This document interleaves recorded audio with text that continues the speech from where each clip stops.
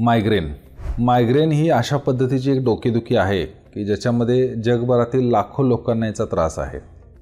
साधारणपणे मायग्रेन म्हणजे डोक्याच्या एका बाजूला असणारी डोकेदुखी, डोळ्याच्या आजूबाजूला असणारं दुखणं, त्याच्याबरोबर होणारी मळमळ, चक्कर असे त्रास, त्याचबरोबर मोठ्या आवाजाने किंवा डोळ्यावर जर लाईट पडत असेल तर त्याचा होणारा त्रास, अशी साधारण ही मायग्रेनची मुख्य लक्षणं असतात. पण प्रत्येक केसमध्ये मायग्रेनमध्ये ही सगळी लक्षणं जशीच्या तशी दिसतील असं नसतं. बऱ्याच वेळा लक्षणामध्ये रुग्ण परत्वे फरक पडू शकतो. नमस्कार, मी doctor Ravindra Patil, consultant neurosurgeon and director, Samarth neuro and super speciality hospital, Sangli Miraj road, Miraj. Samarth hospital हे सांगली मिरज परिसरातील पहिलं 100 बेडचं सुपर स्पेशालिटी हॉस्पिटल, जे की फक्त मेंदू, मणका आणि अपघाताच्या रुग्णांसाठी सदैव तत्पर आहे. संशोधनामध्ये मायग्रेनची कारणं ज्यावेळी शोधली गेली तर त्याच्यामध्ये काही वेळा आनुवंशिक कारण हे एक महत्त्वाचं मानलं गेलं. म्हणजे मायग्रेनच्या कौटुंबिक इतिहास असलेल्या व्यक्तींना मायग्रेन होण्याची शक्यताही जास्त असते. म्हणजे तुमच्या आई, भाऊ, वडील यांना जर मायग्रेनचा त्रास असेल तर अशा केसेसमध्ये मायग्रेन तुम्हाला असण्याची शक्यता जास्त असते. मायग्रेनच्या अतिसंवेदनशीलतेशी संबंधित काही जीन्स ओळखले गेले आहेत आणि जे या विकाराच्या आनुवंशिक स्वरूपावर प्रकाश टाकतात. मायग्रेनमध्ये मेंदूच्या सामान्य कार्यामध्ये व्यत्यय येतो असं मानलं जातं. सिरोटोनिनसारख्या न्यूरोट्रान्समीटरमधील असंतुलन ही महत्त्वपूर्ण भूमिका याच्यामध्ये बजावतं. एकेकाळी मायग्रेन हा प्रामुख्याने रक्तवाहिन्यासंबंधीचा विकार मानला जात होता, ज्यामध्ये रक्तप्रवाहातील बदल हे वेदनांना कारणीभूत ठरतात. विविध बाह्य घटक म्हणजे बाहेरचे गोष्टीसुद्धा अशा व्यक्तीमध्ये मायग्रेन वाढवू शकतात.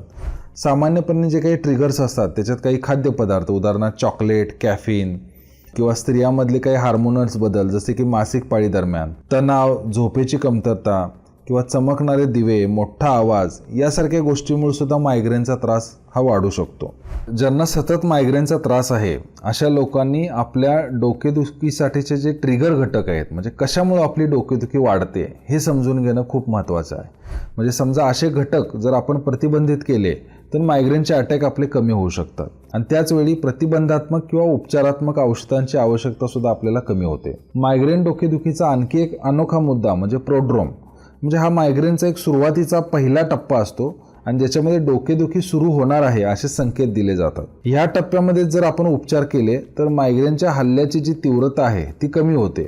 शिवाय अंधाऱ्या खोलीत शांत झोपल्यानं बऱ्याच रुग्णांना मदत होते किंवा अगदी 1 कप चहा कॉफीने देखील मायग्रेनच्या वेदना कमी करण्यास मदत होते. मायग्रेनचे अटॅक्स कमी करण्यासाठी निरोगी जीवनशैलीचा वापर करणं हे खूप गरजेचं असतं, ज्याच्यामध्ये प्रामुख्याने नियमित व्यायाम, आपलं स्वतःला हायड्रेट ठेवणं म्हणजे भरपूर पाणी पिणं आवश्यक असतं, झोपेची आणि खाण्याची वेळ ही स्ट्रिक्ट ठेवणं, त्याचबरोबर जंक फूड अवॉइड करणं किंवा जे काही आपले काही ट्रिगरिंग फॅक्टर असतात की असे घटक की ज्याच्यामुळे आपली डोकेदुखी वाढते, तर असे घटक टाळणं हे खूप गरजेचं असतं. मायग्रेनच्या तीव्र आणि प्रतिबंधात्मक उपचारासाठी अनेक औषधं उपलब्ध आहेत.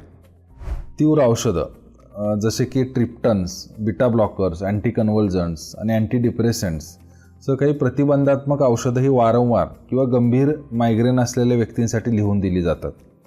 जशी अनेक मायग्रेन औषधं काउंटरवर उपलब्ध असू शकतात, तरीसुद्धा तुमच्या नियमित मायग्रेनच्या औषधांसाठी डॉक्टरांचं प्रिस्क्रिप्शन घेणं हे अतिशय योग्य असतं. मग ते प्रतिबंधात्मक औषधं असोत किंवा उपचारात्मक औषधं असोत.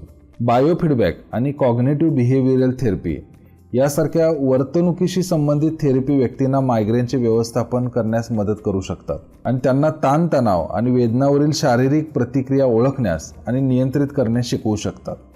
बायोफीडबॅकमध्ये स्नायूंचा तणाव आणि हृदयगती यासारख्या शारीरिक क्रियांचे निरीक्षण आणि नियंत्रण समाविष्ट असतं.